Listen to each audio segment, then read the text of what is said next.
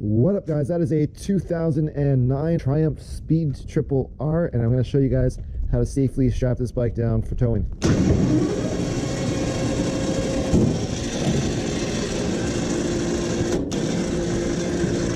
Now if you have a ramp, you bring the ramp down, but in my case I don't, so I'm just going to ride this on up.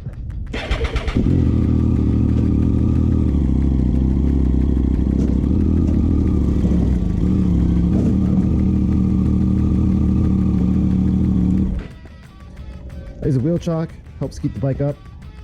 Probably want to put the key in your pocket just in case. Now my wheel chock holds the bike up while I'm working on it, but just for an extra degree of safety, I put the kickstand down. You'll find the kickstand is not actually on the ground, it's just down should the bike start to tip this way. Given that the kickstand is down, I always like to strap on the kickstand side first. That way if it does start to tip, it'll just land on the kickstand, not damage the bike. I'm going through up here with this soft loop. I'll link to everything so you can kind of buy it. These are really, really cheap, but they're also super strong and really helpful. And you want to just make sure you're not pinching on any of the cables over here that go to your dash or to your headlights. Make sure your straps aren't twirling, that they're all straight. And again, I'm doing this side first so that if it were to tip over, it would just land on the kickstand. Then I do the other side because that way this strap will hold it from tipping over that way. It's just about having an extra fail-safe just in case your wheel chock should stop doing its job. This wheel chock, by the way, was only like $89. I have a video all about it. It was super cheap. I'm really happy with it. Granted, it's been outdoors for like 2.5 years now, so it is a little bit rusty. I think it has like 17 different points of adjustability, so it'll really fit any size tire you can throw in there in terms of what's common on motorcycles. Couple things you want to look for. Hopefully you guys can see this, but there's a little kind of line ring here. That's from basically where the suspension will bottom out at. We want to bring the suspension down a little bit while keeping the bike still upright, but we don't want to bring it down enough that we're really bottoming out. I like to leave about 1 inch of travel, so we don't want these too loose, but a little tighter than this. Now we'll do the same on the other side.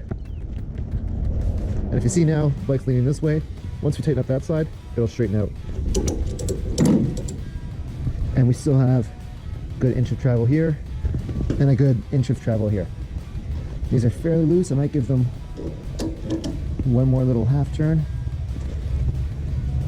And for this, you don't want to have your straps loose or they could get into the wheel well, which could start spinning around the axle, pull your whole bike off.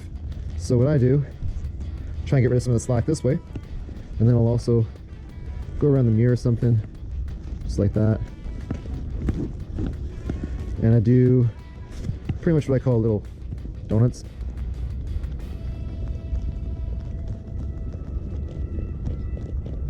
So make a circle, reach through it, grab, make another circle, reach through that, pull. This way, the weight of the strap is actually going to be what keeps it tight. So as gravity pulls it down and it bounces around, it's just going to tighten the knot up more.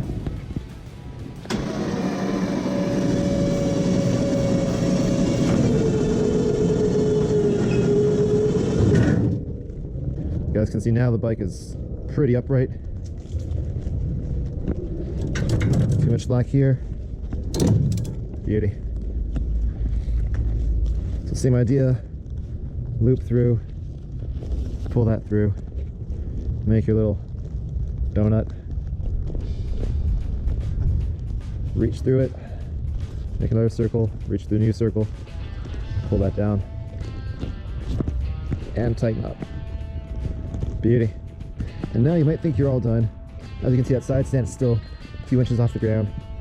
We're not all done, because if you have to do any kind of quick evasive maneuver, there's nothing to stop this back end from sliding this way, scratching things up. You want to have something that holds the bike this way so it can't push that way, and then that holds the bike this way to stop it from going that way. For that, I love these endless loop ratchet straps. Looks like here there used to be some kind of chain guard. It's now gone, so you just go and check, make sure there's no cables, wiring, or anything otherwise go into it, which obviously there isn't because the brakes are on the other side of the bike, so that's something we need to be more mindful of on the other side, not so much on this side.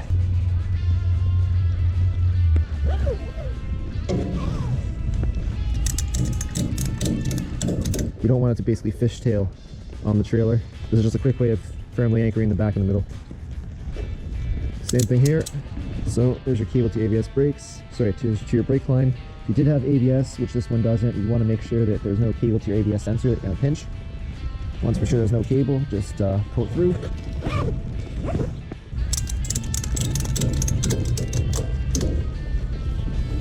And you can do this up. So a nice tight little donut. It was actually an old woman who taught me this. She saw my knots and she's like, those are terrible knots, what are you doing? She said, you should try this donut kind of thing. And I said, oh, that's cool, where'd you learn that from? And she was about in her late 50s, really short. And I said, you know, is that like some kind of like Girl Scouts instructor or something? Like, where'd you get that knot idea from? And she said, oh no dear, I used to be a dominatrix for 25 years. So anyway, takes all types. So your bike's nicely strapped and secured. You're gonna wanna make sure that's not going anywhere. This to me seems a little loose, so just check that out. And that's it, we're good to go. If you find this video helpful, please do me a favor, give it a like button, press. If you want to see more video content on the Triumph Street Triple, please hit that subscribe button. I did a video just yesterday showing you guys how to do an oil change on it the correct way as per the manual. So if you're interested in that kind of stuff, please hit subscribe. And that's it, guys. Ride safe. Peace. Bye-bye.